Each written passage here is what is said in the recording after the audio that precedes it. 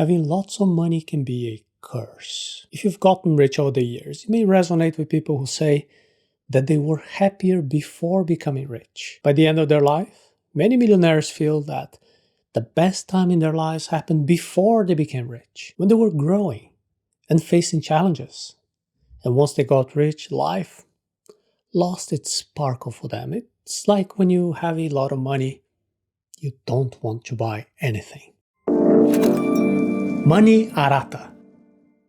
A paradox that could happen when you start to make lots of money is that the shopping experience kind of gets ruined. Back when you couldn't afford everything you wanted, well, you had wishes, you had dreams, you even made plans.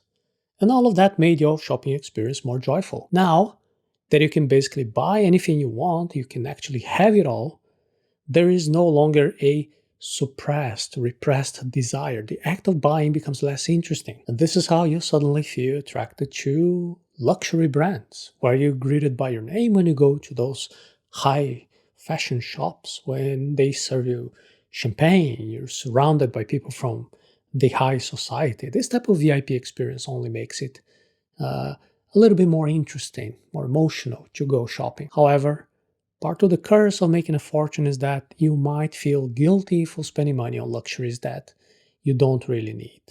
You may be even worried about your life becoming seemingly shallow.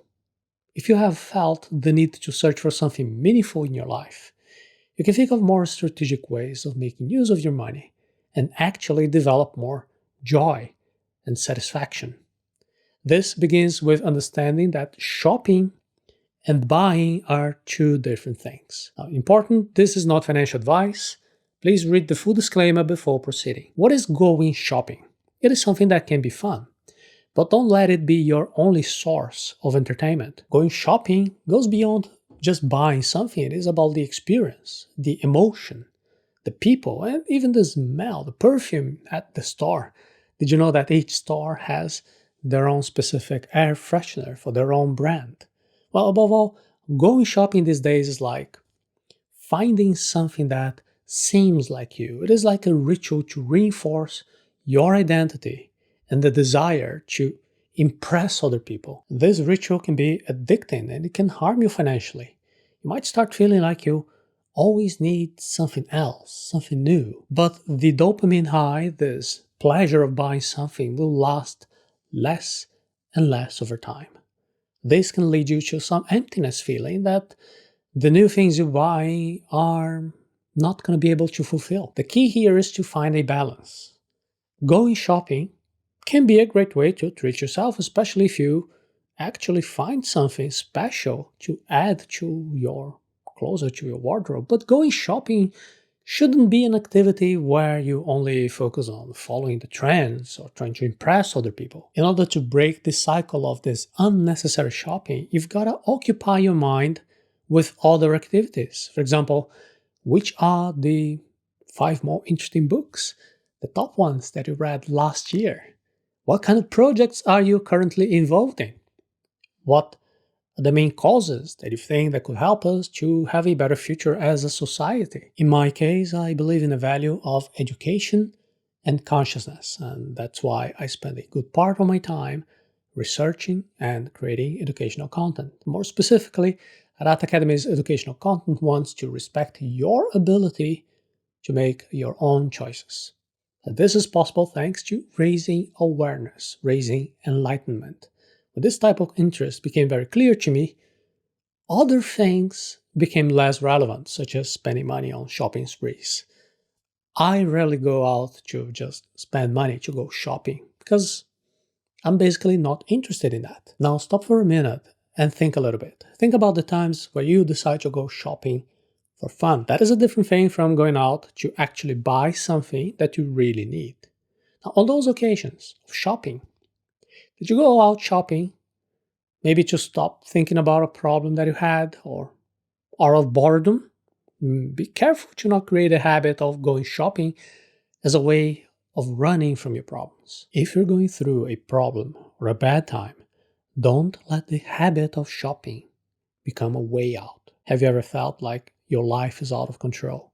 that you're so overwhelmed with problems that it is easier to try to just avoid and forget them in order to distract ourselves and be not thinking about our problems.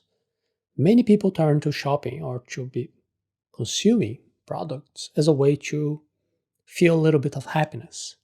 Going shopping could even be a temporary relief, but it will not work on the long term. Besides being a, a little bit of a expensive habit, buying things will not make your problems disappear. Instead of hiding behind purchases, you have to give yourself some time to focus on your real issues. And it is totally normal to feel afraid or overwhelmed. Just recognize the emotions that you feel and try to find ways to deal with these problems, these feelings. When you are in the process of recognizing and dealing with your problems in order to find solutions, well, of course, you don't need to do it alone. You can ask friends or family for help, or even find help from professionals if you need it. No matter what the problem is, it is important to remember that shopping or consumerism is not the answer. The key to finding happiness and peace is by actively working on your problems and not running from them. You are not what you buy. Do not define your identity by the products you own. It is easy to judge people based on what they wear, how they decorate their house, the car they drive, the luxurious place where they spend their vacations at. There are even departments within companies that are dedicated to instigating consumerism, so we are identified, we're seen as a specific type of a person. Our society is bombarded with messages about what we should buy to be this type of person, to be more attractive, to be more successful. But we are not what we buy. What defines us is our actions, our values, how we treat others, the ideas that we have, and more specifically, how we express those ideas with our actions. What matters is the books we read, the topics we study, and specifically, how we put all of those ideas into practice. Even though material goods are important, they don't have the same power of an idea. And what's even more important than an idea is how we act, how we give examples of how we transform these ideas into actions. So instead of trying to buy a specific lifestyle, focus on your character and your values. Invest in your own well-being, your own relationships. Cultivate your talents, your acknowledgements. Help other people to do the same. Focus on building a meaningful life instead of a life filled with objects, with possessions. This is the real path to success. When you spend without limits, you become a prisoner of a dissatisfaction cycle. Set limits so you can free yourself. If you're stuck in a never-ending cycle of purchases and dissatisfaction, it is time to set boundaries. I know it might look counterintuitive, but boundaries and limits bring freedom. And this is especially true when it comes to shopping. By setting boundaries, you become more selective with the items that you buy. Establishing boundaries also means taking control of your finances.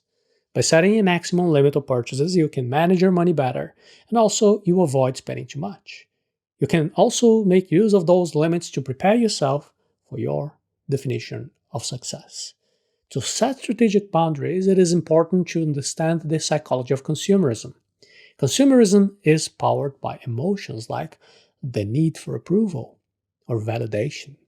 And when you want to understand why you are buying so much stuff, now it's the moment you can really understand and learn how to control your emotions and your impulses to become a more accomplished person. You have the power to control your spending habits and make conscious decisions that are in line with your values, with your goals. Going shopping can be fun and fulfilling, but it is important to be aware when this activity is causing you more damage than good. It is your decision to be ruled by consumerism or to be a free person who's in control of your finances, of your life. You can be conscious, wise.